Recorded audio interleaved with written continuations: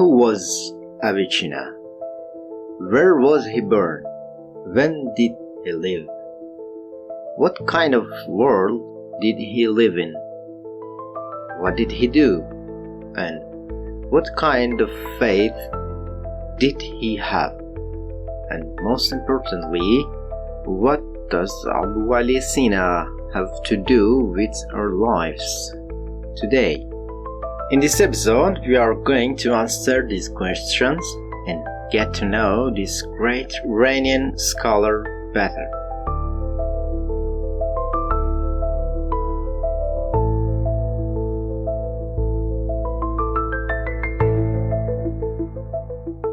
Welcome to the Failure Chronicles.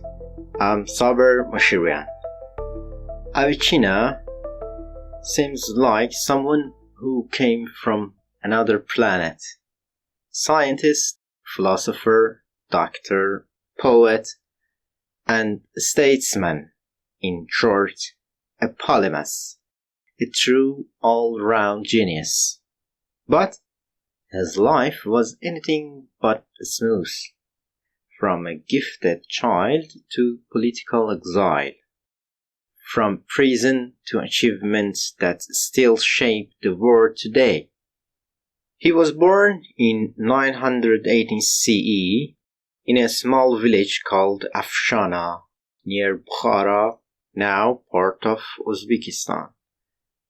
At that time, Bukhara was the capital of the Samanid dynasty, a Persian Sunni dynasty that ruled from 819 to 1005 CE over large parts of Khorasan, Transoxiana, and Central Asia. The Samanid were the first native Iranian dynasty after the Arab conquest. Their era was one of the cultural revival. They supported poets like Rudaki, built large libraries, and created an intellectual atmosphere that attracted thinkers from everywhere. In that environment, Abu Ali al-Husayn ibn Abd Allah ibn Hassan ibn Ali ibn Sina was born. His father, Abdullah, came from Balkh, an ancient city in today's Afghanistan, once a great center of trade and culture. He worked as a local Samanid official, something like a regional governor, in a village called Hamadan, near Bukhara. His mother, Satara, was from Afshana. The most interesting part of his family background was his father's sympathy for the Ismaili branch of Shia Islam. Let's pause for a moment and talk about the Ismailis because they shaped Avicenna's early world. Ismailism is a branch of Shia Islam that emerged in the 8th century after the death of Imam Ja'far al-Sadiq in 765 CE. Shia Muslims believe the Prophet's successor should come from the family of Ali ibn Abi Talib, but a split occurred after Ja'far al-Sadiq's death. Most Shia, the Twelvers, followed Musa al-Kazim, but the Ismailis recognized another son, Ismail ibn Ja'far. Even though he died before his father, they believed the imamat had already passed to him. Ismaili thought is based on ta'wil, the inner hidden interpretation of the Qur'an, valuing the spiritual meaning of religion more than its outer form. They believe in a living imam as a divine guide. Their philosophy blended Islamic thought, Greek ideas, especially from Plato, and mystical elements, seeing both an outer Sharia and inner Haqiqa dimension of truth. Historically, the Ismailis faced many struggles. In the 19th century, their missionaries spread across the Islamic world, often clashing with the Sunni Abbasids. Later, a branch of them established the Fatimid Caliphate in North Africa, in Egypt, but they always remained a minority, often persecuted, which pushed them to keep many of their teachings secret. Avicenna's father supported this group, so their home was full of philosophical debates. But Avicenna later followed the Sunni Hanafi tradition. Still, growing up in that household filled with abstract ideas shaped his young mind deeply. Avicenna was a prodigy from childhood. Imagine a 10-year-old who had already memorized the entire Qur'an. Then he began studying Arabic literature, Euclidean geometry, and philosophy. His father hired teachers like Abdullah al-Natali, a philosopher and logician, to teach him logic and philosophy. He then learned accounting from an Indian mathematician and Hanafi law from Ismail al-Zahid.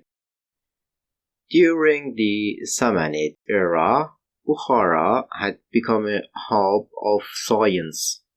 Greek works were being translated into Arabic, and Avicenna absorbed all of it like a sponge. As a teenager, at 13, he began studying medicine. By 16, he was already treating patients successfully. He read Aristotle, Ptolemy on astronomy, and Galen on medicine. Then came the turning point, when he was just 17 or 18. Nuh, the second ruler of the Samanid, was suffering from serious illness and depression. All the royal doctors gave up, but Avicenna called and he treated him, likely using a mix of medicine and early psychology. What was his reward? Access to the Royal Library of Bukhara, one of the greatest libraries of the Islamic world, filled with rare books from Greece, India, and Persia. An 18-year-old boy spending days and nights reading in the library. That moment changed his life. Without it, the Book of Healing or the Canon of Medicine might never have been written. But politically, things were falling apart. After his father's death, Avicenna took a government post, maybe as a local governor. Then the Samanid Empire collapsed under attacks from two Turk powers, the Karakhanids from the north and the Ghaznavids from the east. Bukhara fell and Avicenna fled to Gurganj in modern Turkmenistan, the capital of the Khwarezmian dynasty. There he met other great scholars like Al-Biruni and Abu Nasr Mansur, and continued writing. But that pace did not last long. Soon came the threats from Ghaznavids. Sultan Mahmud of Ghazni, a powerful Sunni ruler, ruled an empire stretching from Afghanistan to India and eastern Iran or Persia. He loved having scholars in his court, but by force. He even captured Al-Biruni and made him serve. For Avicenna, this was both a political and ideological threat. Mahmud saw his philosophical and Neoplatonic views as heresy and wanted to control him, but Avicenna valued his intellectual independence, so he fled again. Remember, he was not a soldier. He chose escape over submission. The world around him was unstable. The Abbasid Caliphate had weakened, and new Turk dynasties were taking over former Persians and Arab lands. Avicenna's wandering life exposed him to new cultures and sparked even greater creativity. He passed through cities like Nisa, Abivard, Tus, and Jajarm before heading to Gorgan. The modern Gorgan is in northern Iran, hoping to meet Qaboos ibn Wahshgir, the ruler of the Ziyarid dynasty, but Qaboos had just died. In Gorgan, Avicenna met Abu Ubaid al-Juzjani, his loyal student and future biographer. Then he went to Ray, near modern Tehran, serving under the Buyids, a Shia Persian dynasty that controlled Baghdad and the Abbasid Caliphate. He then treated Majd al-Dawla, the ruler of Ray, who was suffering from melancholy. Later, he moved to Hamadan in west of Iran, treated Shams al-Dawla, and became his Vizier, his minister. But politics is never clean. After Shams al-Dawla's death, his successor Samanid Bukhara wanted Avicenna as Vizier, as minister, but he refused, secretly corresponding with Ala-ad-Dawla, the ruler of the Kakuyid dynasty in Isfahan, in the center of Iran. The Buyid Vizier, Taj al-Mulk, suspected betrayal and imprisoned Avicenna in the fortress of Fardajan for 4 months. Yet, even in prison, he wrote 3 books, including On the Secret of Destiny and parts of the Book of Healing.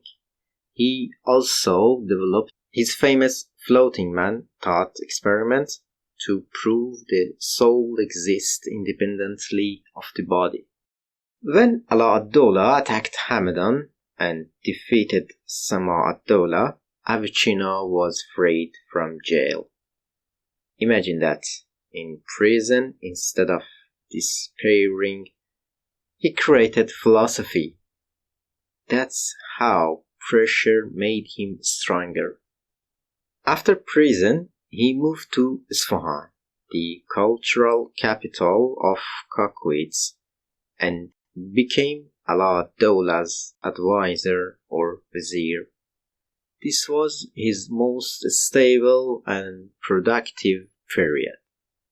He completed the Book of Healing, a massive encyclopedia of philosophy, and the Canon of Medicine, a 5-volume medical masterpiece describing diseases like tuberculosis and meningitis and even the idea of quarantine. He also wrote the Book of Knowledge for Abd Allah in Persian. Remember, he could write both in Arabic and Persian.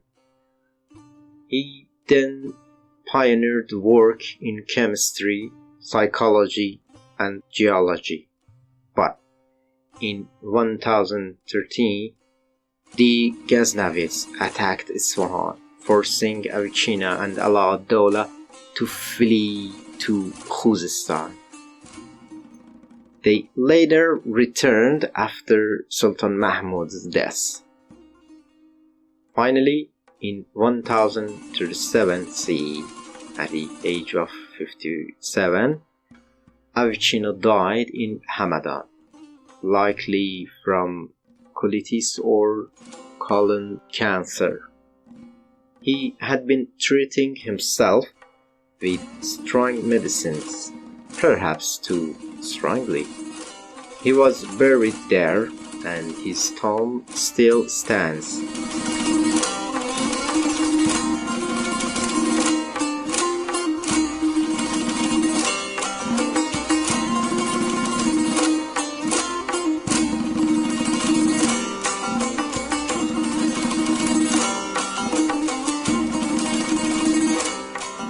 What was his legacy?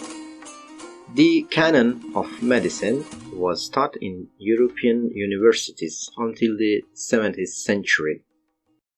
Avicenna was not alone in thought. His life was full of philosophical debates. He exchanged ideas with Al-Biruni about astronomy and philosophy, and was influenced by Al-Farabi, who helped him understand Aristotle's Metaphysics. Most of his debates centered on the soul and existence. He had many supporters. His system dominated Islamic philosophy for centuries, shaping both Shia and Sunni traditions. Thomas Aquinas was influenced by him in the West. But he also had critics. Al-Ghazali accused him of heresy in the incoherence of the philosophers, saying Avicenna used too much Greek rationalism to explain God. Ibn Taymiyyah and Al-Shahrastani also criticized him, saying his ideas did not fit with Islam. Now, why did we tell this whole story here in a podcast about real life, not those shallow pop psychology of success shows? You know the ones, just think positive, or failure is success in disguise. Nice words, but without any real depth. They never tell you how to deal with repeated failure, or how to value the present moment, or how to see life as a natural process, not a race where we constantly compare ourselves to others. So, what does Avicenna's story have to do with that? Because beyond being a great doctor, whose traditional ideas still live, Avicenna was a deep philosopher who thought seriously about life, failure, death, and free will. Let's explore his ideas and see how they can help us move away from superficial self-help and toward a more real view of life. Let's skip his medical influence for now and focus on philosophy. Avicenna is one of the most influential Muslim thinkers in history. His influence lies in how he tried to make religion rational, explaining faith through reason and logic, drawing on Greek and Aristotelian philosophy. Where reason could reach, he used it. Where it couldn't, he said, this belongs to God and his prophet.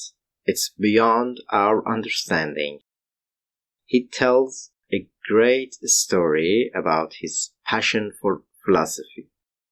At 17, he began reading Aristotle's Metaphysics. He says, I read it once and understood nothing. I read it again, still nothing. I read it more than 40 times, memorized every sentence, but I still did not understand what it meant. Then, one day, walking in the city, a bookseller insisted he buy a book. Avicenna gave in, and it turned out to be a commentary on Aristotle's Metaphysics by Al-Farabi. He said, when I read Farabi's book, I finally understood Aristotle.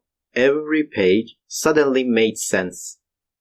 The story shows how much he loved knowledge.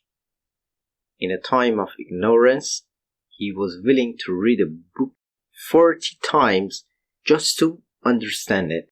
His philosophical ideas are very complex, far beyond my expertise, but let's briefly touch on them. He discussed the difference between essence and existence. Essence is what something is. Its nature, like what is a horse. Existence is whether that thing actually is or not. He also talked about necessary existence, something whose very nature guarantees its own existence, needing no external cause, like God. Everything else, like us, exists contingently, meaning it might exist or might not. Avicenna also combined empiricism, knowledge through experience, with rationalism, knowledge through logic and reasoning. In other words, experience gives us the data, but reason organizes it.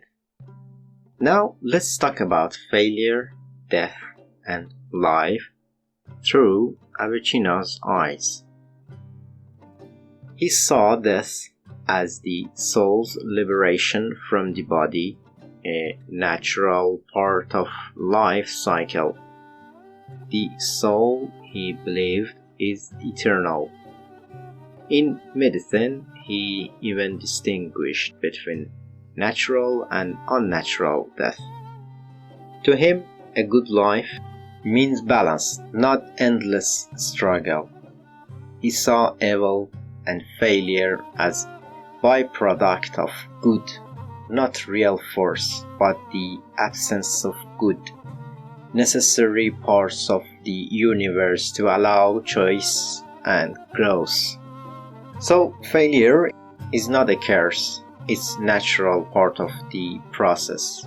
Avicenna saw life as the soul's journey toward perfection through knowledge and understanding. The more we learn and reflect, the more our soul evolves.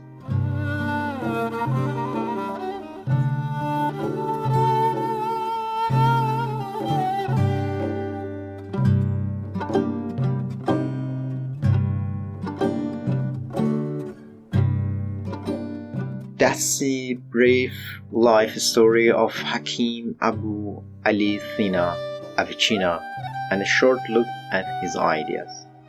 In the second part of this episode, you will hear and watch something special. A short conversation with an AI version of Avicenna. I asked 2 AI models to study his work and think like him. Then I asked them questions and they answered as Avicenna. You will see that conversation soon in part 2 of this episode. Until then, take care of yourselves and bye for now.